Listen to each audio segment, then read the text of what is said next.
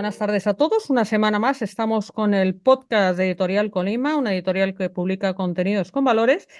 Y la verdad es que hoy tenemos un programa especial porque tenemos un invitado de excepción, que es Juan Ferrer, que nos acompaña hoy.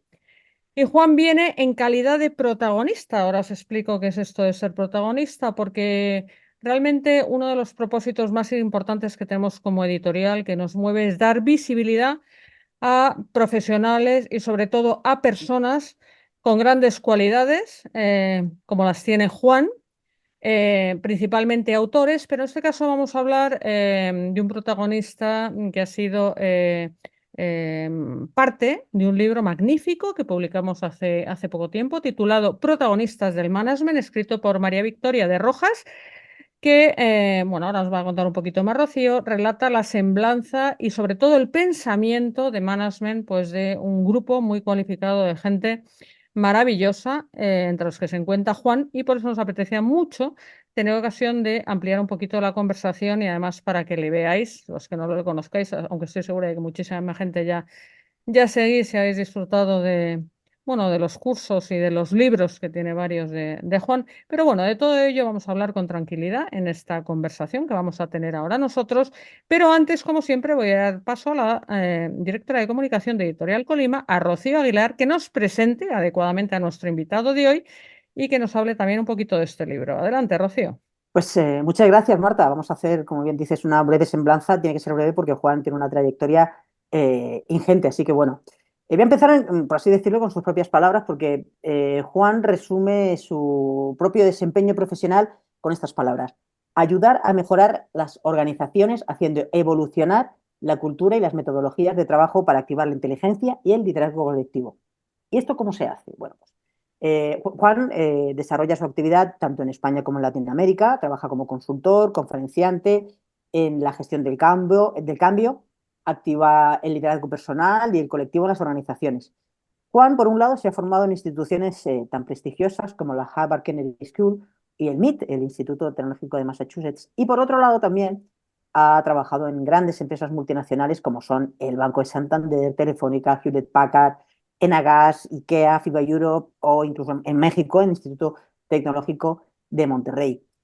Conferenciante, ha compartido sus conocimientos en muchísimos países, más de 11 países. Su objetivo va más allá de entretener, busca sorprender, desafiar, descubrir ideas innovadoras en el ámbito del liderazgo y la gestión del cambio, que es en lo que eh, está siempre más centrado. Ha publicado varios libros, luego hablaremos de ellos. Y como bien decías, Marta, es uno de los protagonistas del management español, este novedoso libro editado por Colima, que recoge el punto de vista y las diferentes aportaciones al management, a la empresa, de 16 profesionales de diversos sectores que van pues, desde el deporte al alto nivel, del deporte de alto nivel, consultoría, altos directivos, emprendedores, y todo ello, como bien nos recordabas, compuesto, recogido, redactado por María Victoria de Rojas. Ahí lo dejo. En un momentito, Marta y Daniel van a hablar en profundidad de todo este mundo del management. Bueno, muchas gracias, Rocío. Hemos rebautizado a Juan Daniel, pero no pasa nada, porque tiene un nombre compuesto y se te ha encendido la lucecita, no creo. Bueno, Sí, querido sí. Juan, vamos a empezar a hablar, pero como en otras ocasiones en este programa, pues siempre le invito a Rocío a que nos pinche el book trailer muy breve que tenemos preparado del libro y empezamos. Adelante, Rocío.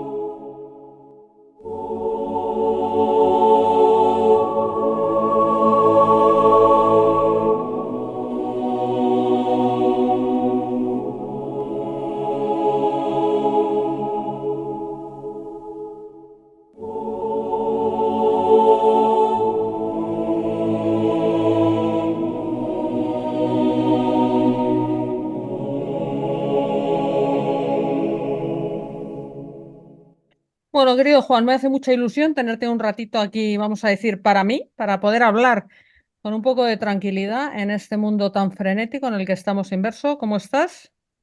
Muy bien y sobre todo impresionado de todo ese trabajo que hay detrás del elenco de ponentes que ustedes aglutinaron y sobre todo de esa vocación tuya de cómo podemos regalar conocimiento. Otra cosa es cómo provocar que la gente quiera aprender, pero eso ya sería parte de otro podcast y simplemente agradecimiento por esta oportunidad y a ver cómo sale. Bueno, me parece una muy interesante reflexión para iniciar, pero mientras te estaba presentando Rocío, porque te dije que esto es una conversación, no una entrevista. Es más, me gusta no preparármelo porque de lo que me vais contando me van surgiendo siempre un montón de cosas que me apetece pues comentar y reflexionar juntos, ¿no? Con vosotros.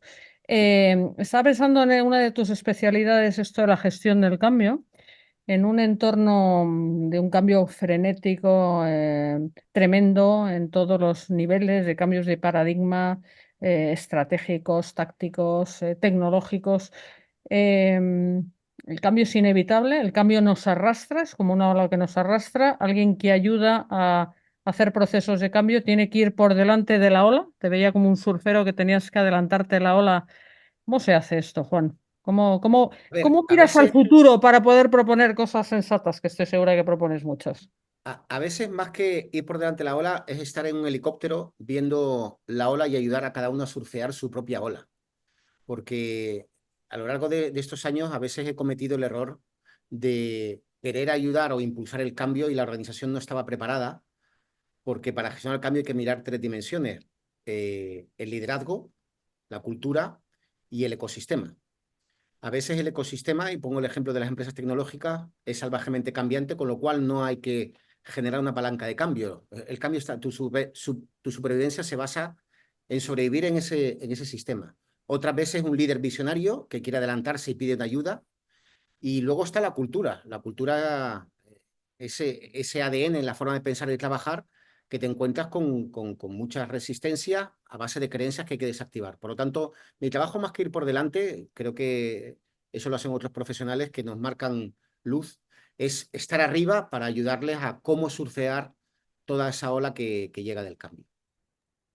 O sea que se trataría de hacer un buen diagnóstico, porque sin un buen diagnóstico es difícil proponer un plan de acción, digamos, bien Bueno, orientado, ¿no? yo más que el plan diagnóstico, y te lo voy a poner como ejemplo, a mí una vez me llamó un empresario y me dice, mira, nosotros vendemos zapatillas de deporte, prometemos 2 días el reparto y tardamos 3 meses. Es un desastre la cadena logística. Por favor, ayúdame. Yo fui a una de sus naves a las 5 de la mañana, reuní a los 30 trabajadores y les dije, tenemos 3 horas para resolverlo y no tengo ni idea de cómo hacerlo. Mi trabajo es facilitar la inteligencia colectiva de todos para encontrar la solución a este problema. Y al final lo resolvimos. ¿Yo qué hice? Nada. Simplemente facilitar la escucha, hacer que ensamblar conocimiento, quitar egos y crear un liderazgo colectivo que al final ellos salieron con el deseo y la pasión. Por lo tanto, creo que el líder del futuro no tiene soluciones, porque es un mundo salvajemente cambiante, como has comentado en la introducción, pero sí tiene preguntas. Y las preguntas es ahí donde se activa esa inteligencia colectiva, que además tiene muchos efectos secundarios. Yo siempre digo, y sé que me voy a disparar, que las charlas de motivación no sirven, porque tú das la charla el sábado, la gente sale muy motivada, pero el lunes les pones una reunión de 5 horas, se acabó la motivación del sábado. Mm. Entonces, como ejemplo, de nada sirve dar una charla a los jugadores suplentes del Madrid, lo que te van a pedir es déjame jugar. Y eso es lo que pide la gente. La gente está pidiendo reconocimiento, participar, sentirse importante, ser escuchado. Y cuando eso lo hacen, hay engagement, hay motivación, hay muchas cosas que son muy baratas de conseguir, pero nos complicamos en cómo motivar sin arreglar cómo desmotivamos. Es interesante porque estás hablando de las resistencias y estás citando en concreto pues varias. Y me está gustando este discurso. Voy a utilizar una palabra que tú no has dicho, pero que me gusta a lo mejor para resumir lo que estoy viendo que estás transmitiendo, que es ese potencial oculto que reside en las organizaciones, en individuos que sí que tienen deseos de hacer cosas, pero es esa propia cultura, esas propias resistencias que se van poniendo como capas, que se van sedimentando, porque casi sin saber por qué, ¿eh? Hay unas inercias ahí ocultas que se van sedimentando y ese potencial pues como la palabra indica, que podría desplegarse, pues acaba enfangado hasta que viene alguien a destapar un poco ese atasco, ¿no? Mira, esto continúo tu reflexión con un caso. En una institución andaluza de 960 funcionarios pusimos en marcha un proyecto y resultó que a los 15 días, surgieron 70 proyectos voluntarios para mejorar la organización. Es decir, 500 funcionarios públicos presentándose voluntarios para mejorar la organización. La gerente me dijo, Juan, hemos hecho lo que tú has dicho, crear líderes. Y digo, no los hemos creado, los hemos despertado. Estaban allí. Y para ser líder no hace falta una capa de superhéroe o superheroína Marvel. Hace falta que la organización quiera escuchar iniciativas, estén bien estructuradas y la gente se sienta cómoda para impulsar una mejora que les implica a ellos y que les genera mucha satisfacción. Ahora, ¿cómo se llega a eso que tú has dicho? Más que por un misterio, es un modelo que se basaba, el poder se basaba en la experiencia. Era un mundo repetitivo, estable, entonces quien más experiencia tuviera, y además es piramidal. Yo no puedo ocupar un cargo de responsabilidad hasta que mi jefe tenga un accidente. Entonces, claro, como yo no puedo ocupar tu puesto, me voy a otra empresa. Fuga del talento. Entonces, el mundo actual no está respondiendo a las necesidades. Por eso las tasas de absentismo es tan brutal, desmotivación, psicólogo, baja, etcétera, etcétera. Y hay que cambiar el modelo. Ahí podríamos hablar de diferentes modelos, pero el modelo jerárquico y burocrático lo que hace es castrar muchas veces, generar una batalla de egos y de departamentos y sobre todo limitar toda esa fuerza. Hay otros modelos, redarquía, sistema operativo dual, holocracia, el formato tribu de Spotify. Hay otros muchos que han dado respuesta a esas necesidades y los resultados se están viendo. Resulta cuanto menos sorprendente, iba a decir paradójico, pero creo que sorprendente suficiente, en un mundo donde los conceptos están architrillados. O sea, del liderazgo y de las últimas fórmulas de management, pues por lo menos ha oído hablar casi todo el mundo y sin embargo parece mentira lo apolilladas que están algunas culturas y algunos modelos, como bien apuntas, jerarquizados, organizativos que se han quedado obsoletos, que no están respondiendo a las necesidades, inquietudes de gente con talento, etcétera, ¿no? Yo ahí permíteme disentir un poco, pero por generar debate, Sí. hay una cuestión. Yo desde hace unos años para acá ya no quiero tener razón. Y es más, me encanta estar equivocado, porque supone aprender. Esos conceptos que has dicho, yo más que estar trillados, están mal usados. Y te voy a poner un ejemplo que has dicho, liderazgo. Intenta reunir 20 personas y pregúntales qué es liderar. Esas 20 personas te van a dar 20 definiciones diferentes. Inspirar, motivar, dirigir, que te sigan, etc. ¿Podemos trabajar en una organización donde cada persona piensa una cosa diferente de lo que es liderar? ¿Quién tiene razón? ¿Quién es líder y quién no lo es? Y sobre todo, ¿cómo formamos el liderazgo si aquí cada uno piensa que es otra cosa? Me pasé muchos años, cerca de 22, intentando saber por qué todo el mundo tiene una definición diferente. Y la conclusión a la que llegué es que confundimos qué es liderar con el cómo se lidera. Y todo el mundo habla del cómo, y lo compro. Pero liderar es muy sencillo. To lead es mover a la gente, es impulsar el cambio. Si no hay cambio, no hay liderazgo.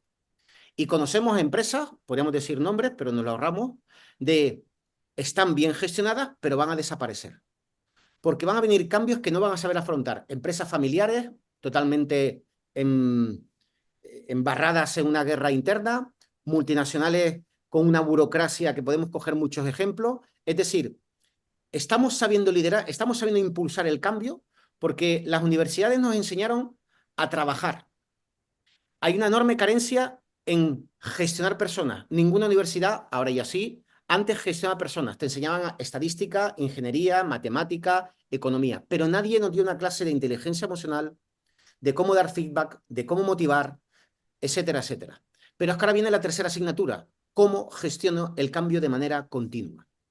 Y cómo vencemos resistencia, cómo lo planificamos, a qué velocidad, cómo implicar, etcétera, etcétera. Entonces, yo creo que las palabras siguen, pero hay que reinventar el concepto que hay detrás o por lo menos aclararlo. Me parece muy bien. Déjame que mueva la conversación a un poquito más adelante y que introduzca la palabra, otra palabra, innovación, que es otra de tus áreas de expertise, vamos a decirlo así. Innovación también es una palabra exótica, atrayente, a las compañías les encanta ponerlas en sus objetivos, en sus misiones corporativas, etcétera, pero como digo yo, del dicho al hecho hay un trecho, o sea, que eso esté interiorizado, que forma parte de esa interiorización al cambio, ¿no? Pero la innovación tiene además un plus a lo mejor de por ir, por distinguir, ¿no? De creación, ¿eh? De creación, que puede ser de producto, de procesos o de lo que te dé la gana, ¿no? O cómo te presentas al mercado o una innovación estratégica. ¿Cómo ves tú a las empresas ahora mismo a las empresas españolas? Vamos a acotar, porque aquí empresas hay de mucha naturaleza y sé que me consta, porque yo viajo por el mundo, que hay países, he estado en Corea del Sur, no sé si has estado, es un país muy No. interesante. Bueno, pues otro día hablamos de esto. Pero vamos a hablar de empresas españolas. ¿Cómo ves tú el área, o sea, el tema de la innovación? O sea, ¿cómo estamos? ¿Cuál es tu diagnóstico en innovación? ¿Cómo estamos? ¿Qué nota pondrías a la empresa española media en innovación? A ver, te lo resumo en una frase. El día a día impide cambiar el día a día. La innovación, eh, si bien no es mi campo, pero sí te puedo añadir alguna reflexión. Yo creo que toda organización tiene que hacer cuatro cosas, y digo organización y persona. Aprender, crear, ejecutar y venderse. A veces para innovar el conocimiento está dentro. Se me ocurren tres casos. El 20% del tiempo en Google lo puede dedicar a innovar, el 15% en 3M y el 10% en Spotify, lo que se llaman Hack Days, los días de los hackers. Ellos pueden innovar. O sea, hay mucha inteligencia interna para innovar, pero a veces se está buscando fuera lo que tenemos dentro. Y eso es la crítica que me atrevo a añadir desde muchas perspectivas que se puede hablar de la innovación, de no miramos dentro cuando dentro a veces no estamos innovando la forma de trabajar, porque parece que la innovación es un producto, una tecnología, no estamos innovando en la forma de trabajar, en la forma de involucrar a la gente, seguimos con formas tradicionales, parece que el bonus lo paga todo. Y sí, está bien innovar en tecnología, pero todos lo hemos visto, podemos aplicar tecnología, pero si no cambias una cultura, como dice Kotter, la cultura se come la estrategia para desayunar, ¿no? Entonces, realmente creo que a veces tenemos el foco equivocado. Recientemente en una empresa conseguimos pasar de un procedimiento que tardaba una hora, lo hemos convertido en 33 segundos, un procedimiento sin innovación, simplemente ir preguntando de por qué estaban repitiendo esto.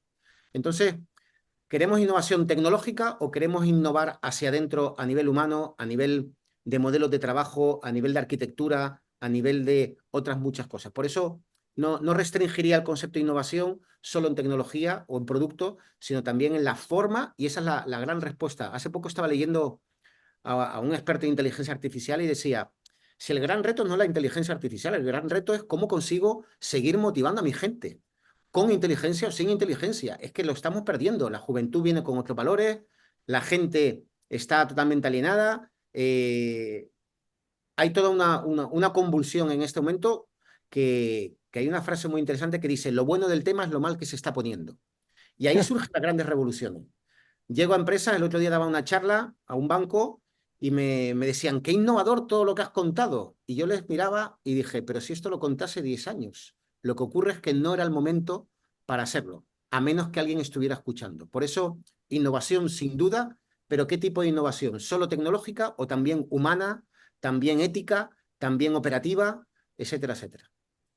Me hace gracia porque has citado a Cotter y en ese momento estaba pensando yo en una también de hace 1000 años, una fórmula que tenía Philip Kotler, el de los magníficos libros de marketing, que decía mucha tecnología en una cultura antigua es una empresa cara, o sea, con mucha tecnología, pero sigue siendo igual de obsoleta, ¿no? Trayendo a colación este tema tan importante y tan, bueno, tan retador como es la gestión de la cultura empresarial, ¿no? Sí, hay que darse cuenta que la cultura empresarial parte de qué creemos y hay muchas limitaciones dentro de las personas.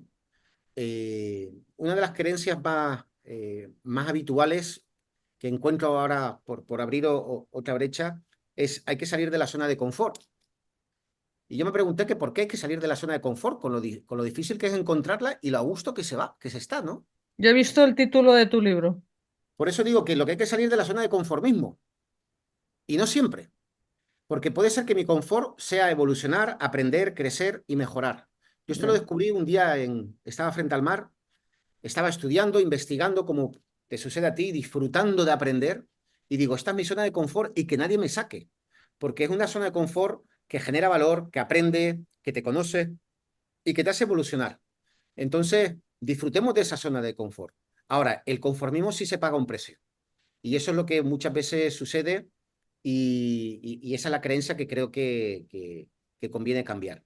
Al igual que hay mucha exigencia que genera frustración. Recientemente estaba con un directivo y hemos perdido la cualidad, Marta, de divertirnos. Es tal el nivel de exigencia que lo comparo con el deporte. Yo puedo salir a la cancha o al campo a ganar el partido, pero está en el nivel de exigencia que la gente se bloquea y ha dejado de divertirse. Y eso el otro día le pregunté a un directivo, ¿cuándo fue la última vez que lloraste? Y me dijo, a los 8 años. Fíjate. Bueno, pues lo está pagando.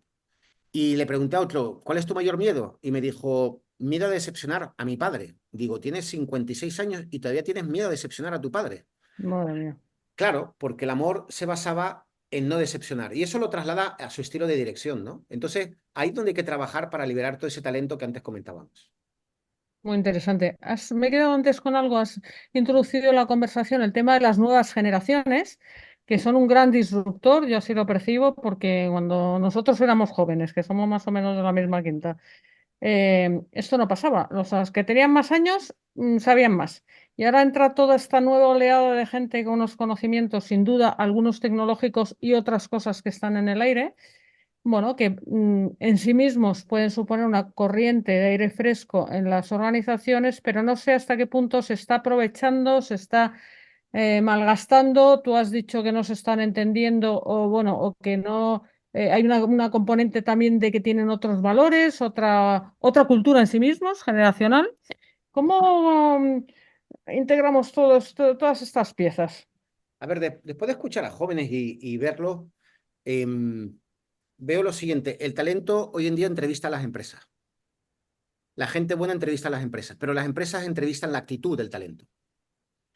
¿Qué ocurre? Que la actitud, estas nuevas generaciones tienen otros criterios. Nosotros éramos capaces de estar sábados y domingos trabajando, por compromiso, por ambición, por lo que sea. Estas generaciones no quieren pagar ese precio que se ha pagado por el supuesto éxito, ¿no?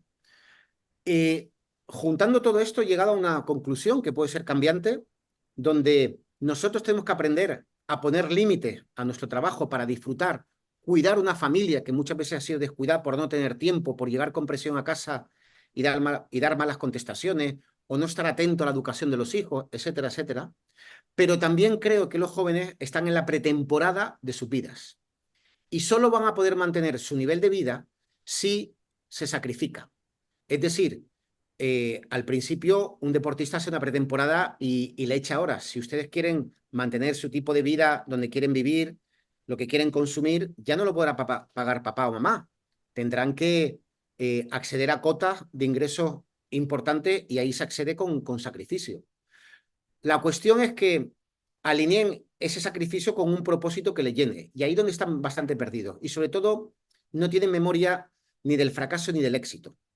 Cuando yo fracaso y me sobrepongo, se genera un anclaje que dice, si yo caigo me puedo levantar. Ahora, han estado tantos entre algodones que la comodidad genera personas frágiles y al primer golpe se rompen. Entonces, creo que haciendo sus exámenes, sentándonos o sentándose, yo no tengo hijos, pero sentándose a explicar las clases, haciendo sus deberes, al final estamos generando gente frágil que ante cualquier acometida que viene la vida no tienen herramientas emocionales para superar el fracaso. De ahí que se rompan y haya tanta, bueno, soledad y otra serie de cosas mucho más peligrosas. Sí, veo un comentario creo que muy acertado, pues acerca de la falta que se está perdiendo esta cultura del esfuerzo. Efectivamente, las cosas valiosas solamente se consiguen tras muchos años de estudio, picar piedra, darle a la manivela, en fin, cada uno que haga lo que la metáfora, pero es verdad que esto vamos a ver. Ahora estamos Voy, casi voy en a, voy a fase matizar, experimental, ¿no? Sí. fíjate Marta, has dicho una cosa que eh, yo sufrí porque cuando quise cambiar, elegir la especialidad de la carrera, yo estudio económica, no sabía cuál coger. Mi padre me dijo, elige la más difícil, que será la más productiva. Y Sí. creo que se equivocó, porque la más difícil no me hizo disfrutar. Y hay veces que parece que el sacrificio te va a dar recompensa y a veces no. Yo abogaría por disfruta, y cuando disfruta deja de ser sacrificio. Es la famosa frase de Confucio, busca un trabajo que te guste y dejará de ser trabajo. Yo le he hecho horas, pero son horas de disfrute. Y creo que a veces o no han encontrado su propósito, yo tampoco lo encontré de joven, he ido dando tumbos, me he equivocado, eso me ha hecho ser más paciente, comprender a la gente que no encuentra su vocación, pero para mí ya no existe el sacrificio, existe el disfrute. Yo me quedo un domingo investigando, leyendo, no es un sacrificio, es que estoy disfrutando. Y me tienen que sacar de ahí muchas veces. Entonces, convirtamos el sacrificio en disfrute. Y eso creo que es importante si tienes un propósito o también aprendes a disfrutar de las tareas que pueden ser más o menos tediosas. A mí me pasó igual que a ti. Yo fui eligiendo siempre lo más difícil, ciencias puras, todo lo más difícil, hasta que me estoy divirtiendo como editora y ahora de ciencias puras y mira, ahora estoy en letras, o sea que no pasa nada.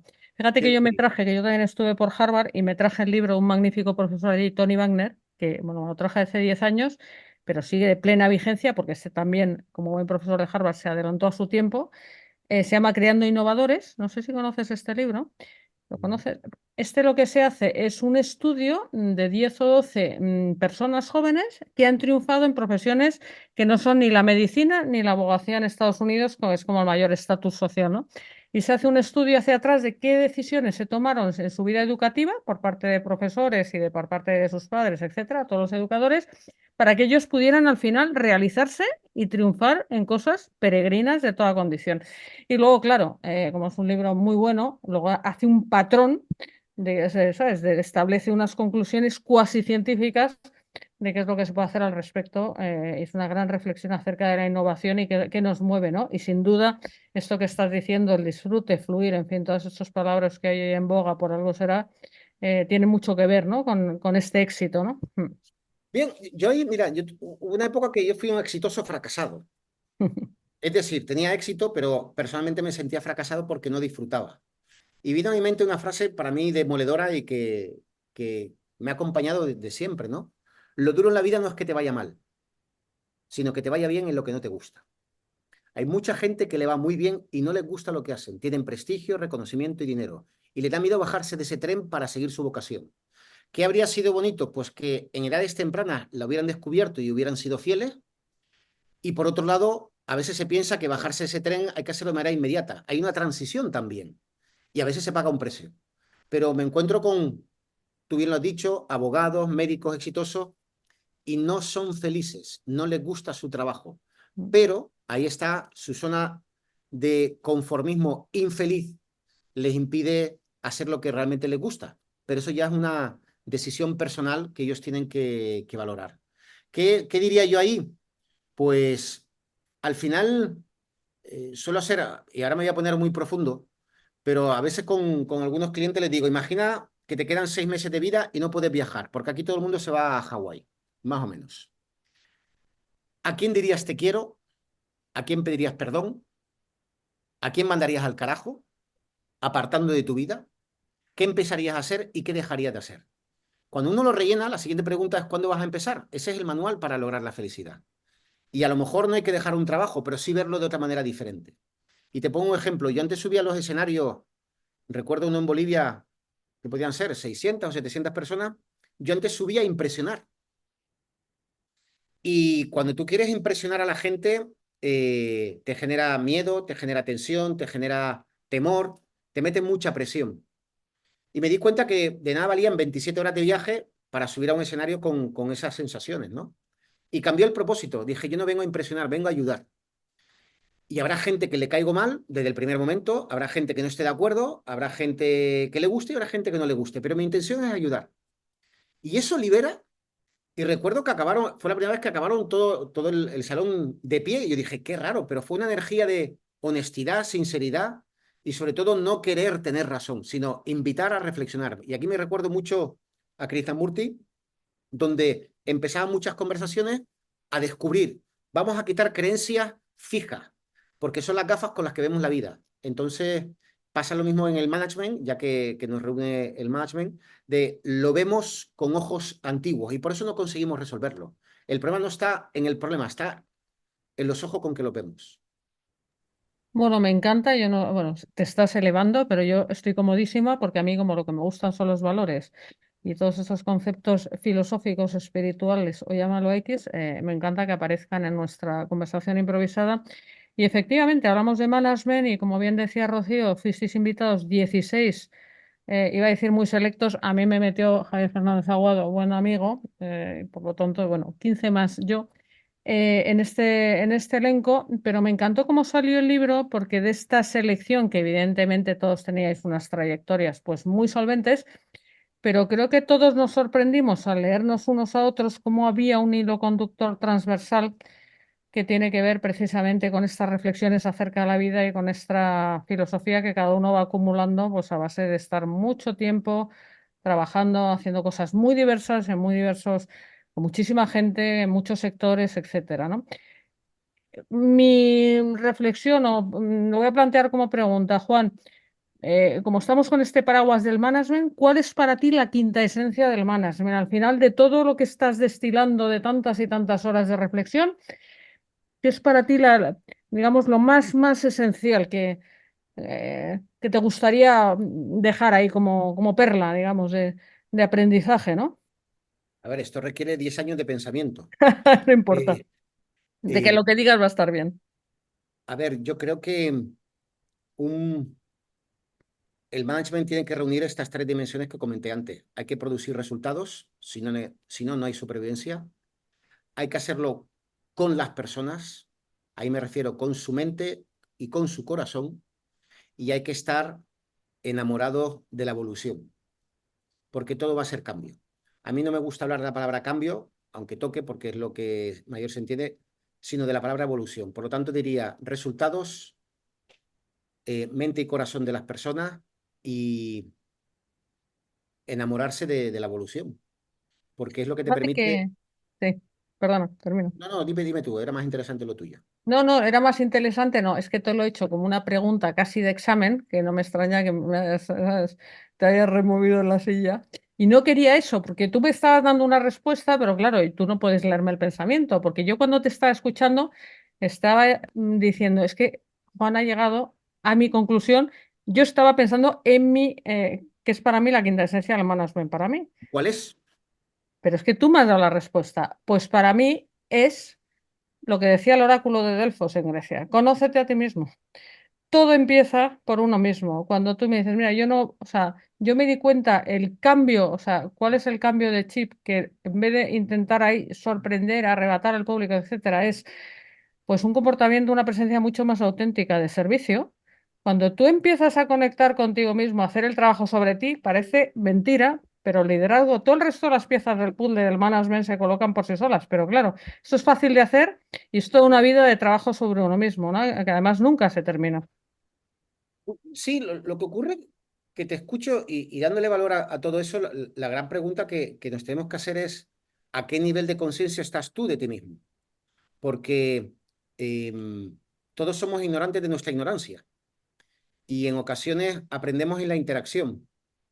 Y si bien nadie nos ha enseñado a dirigir personas, y es el gran aprendizaje, es que ahora las personas que se incorporan son diferentes a los que gestionábamos.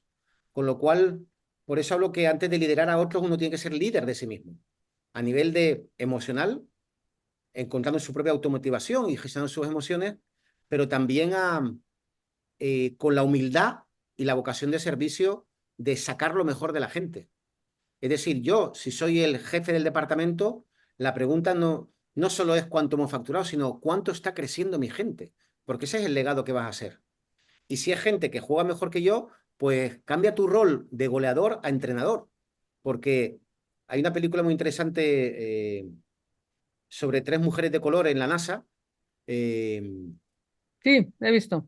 sí, no recuerdo el nombre, donde Kevin Costner dice, nuestro trabajo es sacar y dar brillo a las mentes privilegiadas. Entonces, creo que por ahí va, pero sobre todo las personas primero tienen que decir, estoy en mi mejor versión o me conozco a mí mismo y soy un cretino, porque pasa muchas veces, pero tienen miedo a cambiar. tienen miedo a perder el poder y sobre todo, más que miedo al cambio, lo que existe es un miedo a perder el control. La gente que necesita el control refleja su falta de autoestima para gestionar la incertidumbre.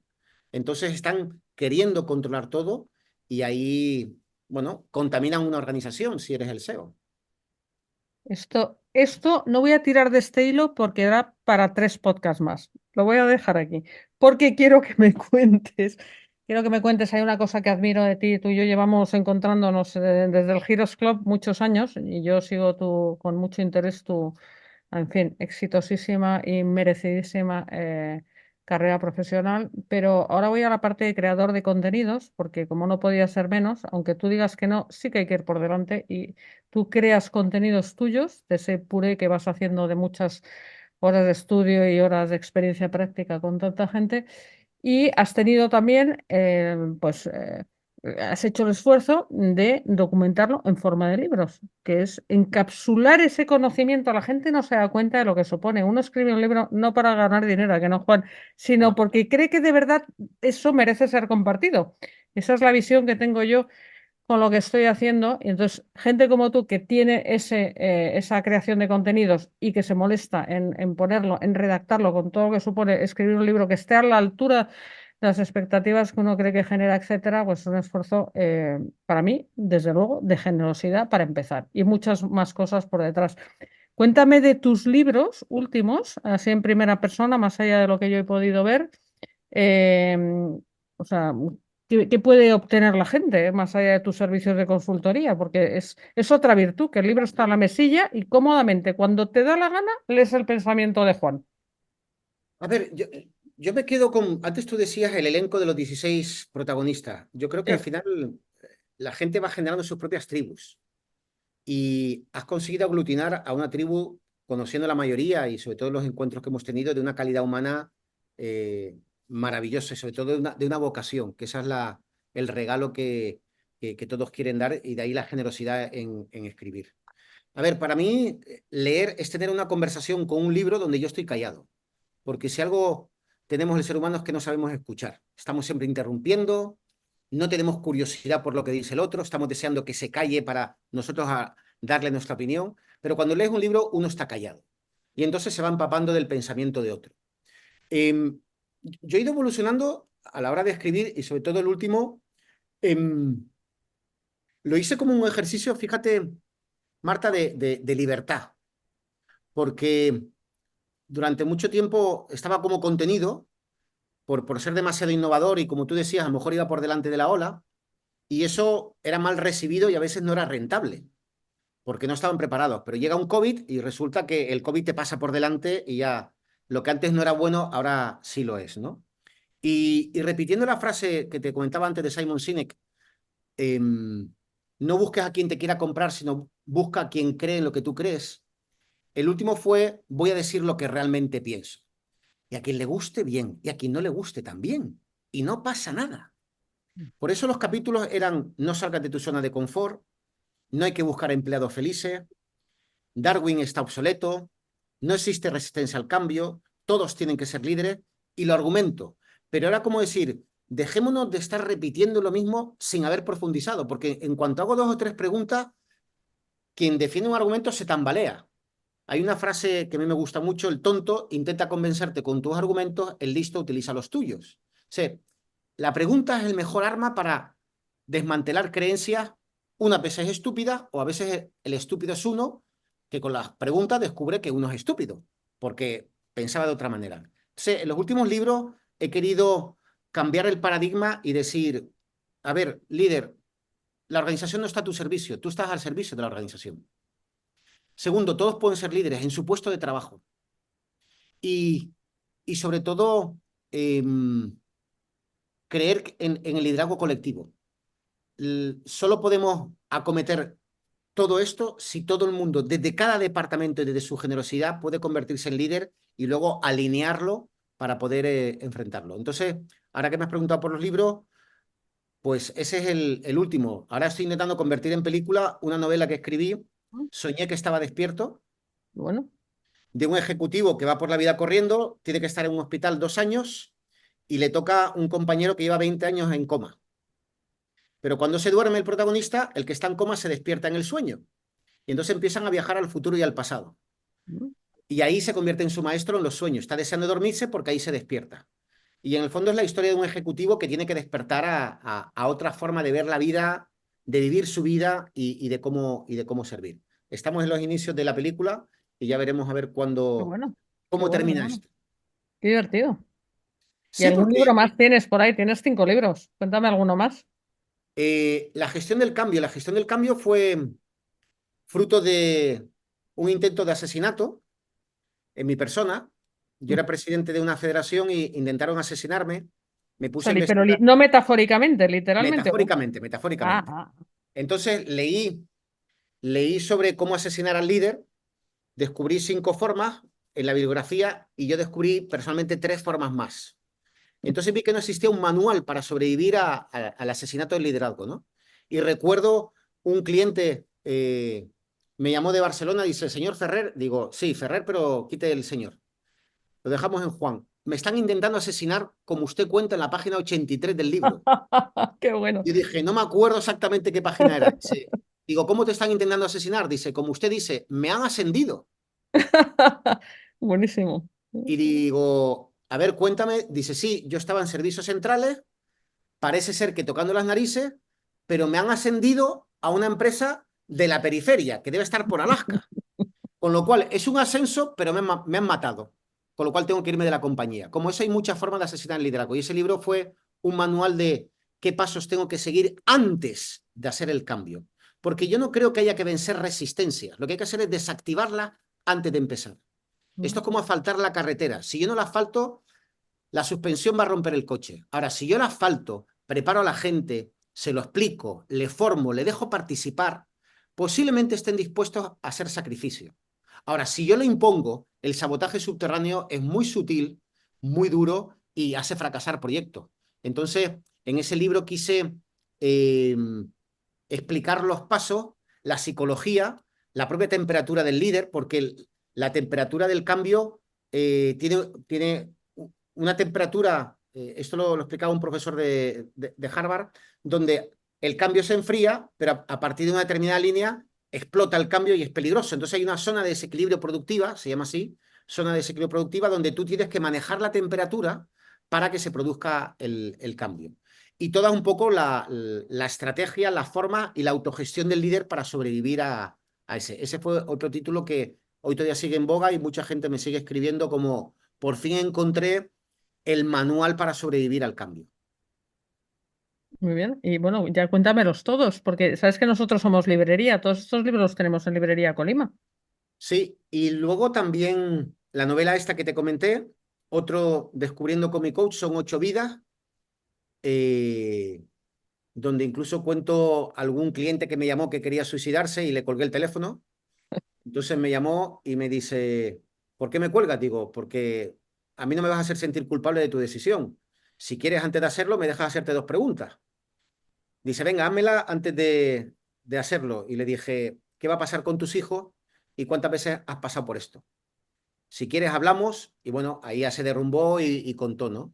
Pero bueno, eso no tiene por qué ser un patrón ni una norma en la forma de afrontarlo, ¿no? Lo conocía bien, sabía lo que necesitaba oír, cómo afrontarle, cómo pararle y demás. Y luego, pues, muchos directivos que te cuentan sus miedos. Y yo les digo que el miedo no existe. El miedo es una ficción mental de lo que no ha sucedido y les paraliza. Son viajeros del futuro en plan negativo, ¿no? Entonces, desmontarle esas creencias es lo que intentaba en los diferentes libros que he ido haciendo. Había algún otro libro muy técnico, muy técnico. Me desanimó el enorme esfuerzo, y aquí sí que fue un enorme esfuerzo, que luego cuando veo a Javier Fernández Aguado escribiendo lo suyo, digo, pero este hombre, ¿cómo lo hace?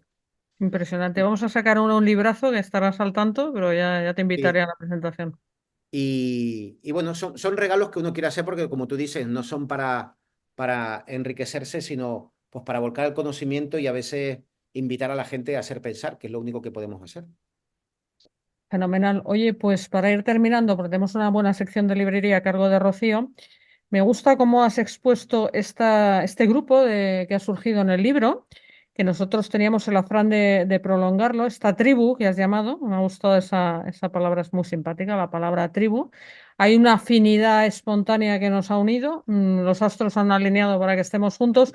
Y como es verdad que salió también ese primer libro con este formato de protagonistas del management, pues nos embarcamos en la aventura de hacer un segundo libro, protagonistas de recursos humanos, otra tribu.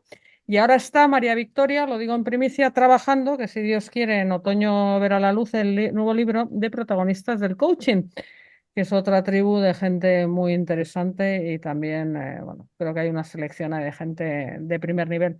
Entonces, para no perder esa inercia y esa energía y esas nuevas conexiones que se han establecido, creemos esta página que se llama protagonistas.org, donde los que os apetece, y tú estás ahí, os invitamos a participar, pues por aparecer como grupo, pues con esa, sobre todo con ese, te voy a decir, tú has hablado de vocación, que me ha gustado, y hablar con ese empuje, ¿no? Con esas ganas de seguir haciendo cosas, de seguir para adelante, de seguir aprendiendo, de seguir disfrutando.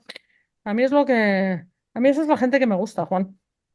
Y hay que rodearse de ella. Ahora estoy con un proyecto que se llama Proyecto Suma, de discapacitados que juegan a baloncesto, y cuando uno va a jugar con ellos, te dan una bofetada a tus tonterías y te ponen en tu sitio. Entonces, cuando ves gente que monta esos proyectos, como otros muchos, te carga las pilas y uno puede tener 90 años y seguir soñando y queriendo hacer cosas. Por lo tanto, nuestro reto, fíjate, Marta, como adulto, es cómo podemos ayudar a esta gente que viene detrás a mantener esa ilusión. Ahora la semana que viene voy a unos institutos a dar charlas y cuando les veo llorar es que les está removiendo y les digo cosas duras.